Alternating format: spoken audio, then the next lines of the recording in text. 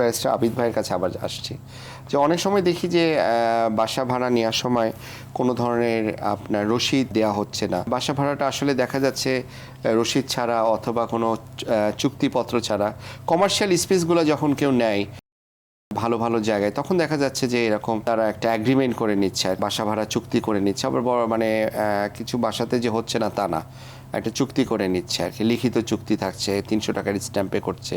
এই যে চুক্তি করতে হবে যখন বাসা ভাড়াটা নেওয়া হবে, তখন একটা রসিদের মাধ্যমে নেওয়া হবে, এটার কি কোনো বাধ্যবাধকতা আছে কিনা? হ্যাঁ, আইন বলতেছে যখন বাড়িওয়ালা ভাড়াটিয়ার কাছ থেকে ভাড়া নিবেন, সেই ভাড়া নেওয়ার প্রেক্ষিতে উনি কিন্তু একটা রসিদ ভাড়াটিকে দিবেন।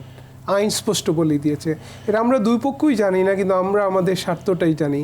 বাড়িওয়ালা দেখে তার ভাড়াটা পাচ্ছে কিনা, বেশি ভাড়া কিভাবে পাবে ওইটাই দেখি।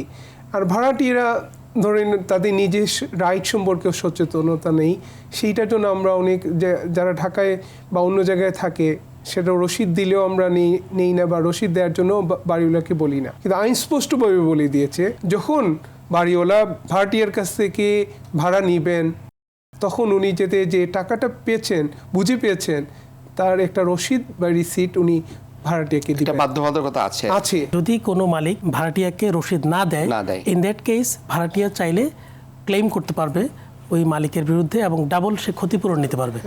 সাপোজ সে 20,000 টাকা ভাড়া দিল, কিন্তু তাকে কোনো রসিদ দেওয়া হলো না, সো হি ক্যান ক্লেম, এবং টোয়াইস 40,000 টাকা সে চাইলে এটা একটা জরিমানা সে আদায় করতে পারবে যদি রসিদ না দেওয়া হয়। সুতরাং রসিদ দেওয়ার বিষয়টা এটা বাধ্যতামূলক, অবশ্যই দিতে হবে মালিক।